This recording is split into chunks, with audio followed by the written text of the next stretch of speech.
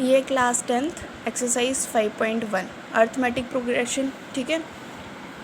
हिंदी में मुझे पता नहीं है क्या बोलते हैं, बट यहाँ पे हिंदी और इंग्लिश दोनों वाले कवर कर सकते हैं। ओके, तो सबसे पहले हमें कुछ टर्मिनोलॉजी पढ़नी पड़ेगी इसमें, जो कि टर्म्स दी होती है उनको क्या क्या बोलते हैं। यहाँ पे ए दिया होगा, उसे बोलते हैं फर्स्ट टर्म, मतलब सबसे पहली टर्म क्या होगी, ए होगी। ओके, डी होता है कॉमन डिफरेंस, पहली और दूसरी टर्म में कितना डिफरेंस आ रहा है, मतलब उनको सब्ट्रैक्ट करके कितना डिफरेंस आ रहा है उसे बोलते हैं कॉमन डिफरेंस।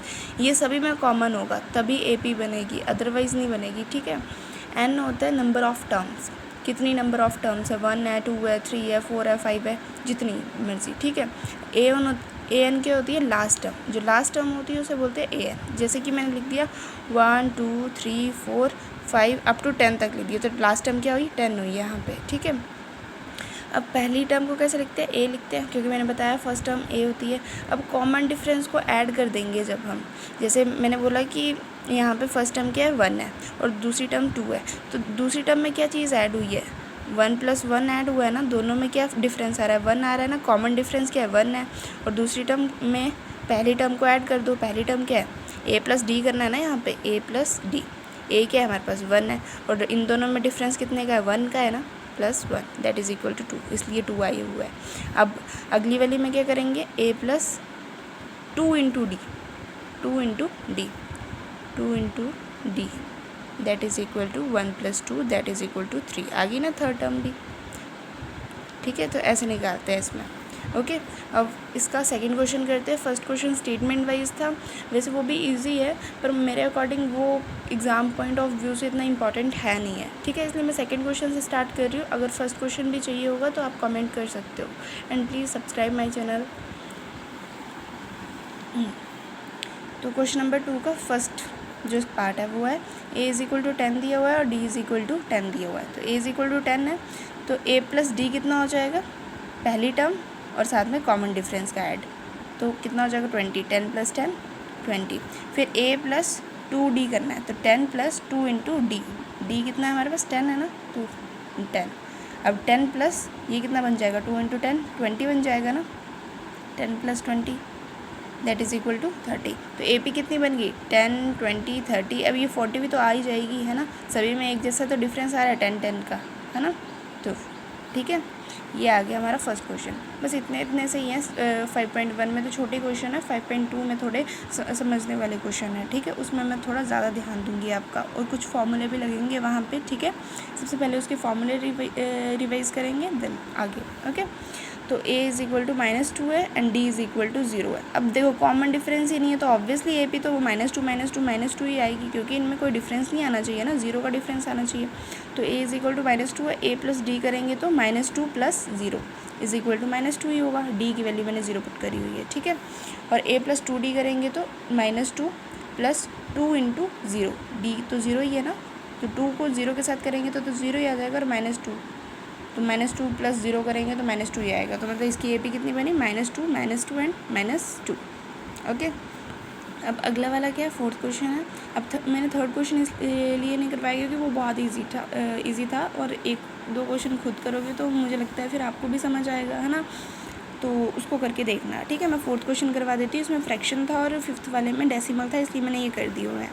तो फोर्थ क्वेश्चन था a = -1 और d = 1/2। तो a की वैल्यू तो पहले -1 रखेंगे, अब a + d करना है ना, तो -1 + 1/2, एलसीएम लेंगे, 2 को 1 के साथ मल्टीप्लाई करवाना है, तो क्या आ जाएगा, -2 आ जाएगा ना, -1 के साथ 2 को करवाएंगे तो -2 + 1/2।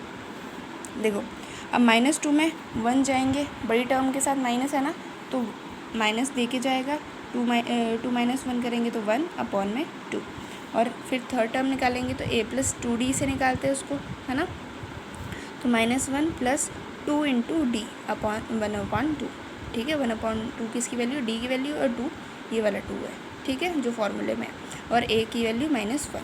तो इसे कैसे लिखेंगे, 2 से 2 कट हो जाएगा, तो -1 प्लस ये वाला 1 बचेगा, ठीक है। तो -1 + 1 दैट इज़ इक्वल टू 0, क्योंकि ये दोनों एक दूसरे से कट हो जाएंगे, ठीक है, माइनस प्लस माइनस होता है। ओके, 0 आ गया, तो मतलब फर्स्ट टर्म कितनी आई, -1 आई, दूसरी टर्म कितनी i, -1/2 i, and third term 0 i, and so on, ठीक है। अब अगली वाली जो फिफ्थ क्वेश्चन है इसका, a = -1.25, और डी इज़ इक्वल टू -0.25 है। ठीक है, तो ए की वैल्यू तो सबसे पहले लिख लेनी है -1.25, ठीक है, जो कि फर्स्ट टर्म होती है। A plus d is equal to कितना है -1.25, जो कि ए की वैल्यू है, प्लस ब्रैकेट में लिख लेना, क्योंकि हमें नेगेटिव में दिया हुआ है ना। जब भी कोई चीज़ नेगेटिव में दी होती है और उससे पहले कोई डिफरेंट साइन आ रहा है ना, तो आप उसे ब्रैकेट में लिखो। कोई भी साइन आ रहा है मतलब उसे ब्रैकेट में लिखो। ब्रैकेट में लिखते हो तो उससे ये हो जाता है कि अगली वाली आपको प्लस माइनस करने में ईजी रहता है। ठीक है, तो यहाँ पर लिखेंगे -0.25। ओके, लिख लिया ये। तो यहाँ पर लिखेंगे -1.25 और प्लस माइनस क्या होता है, माइनस होता है -0.25।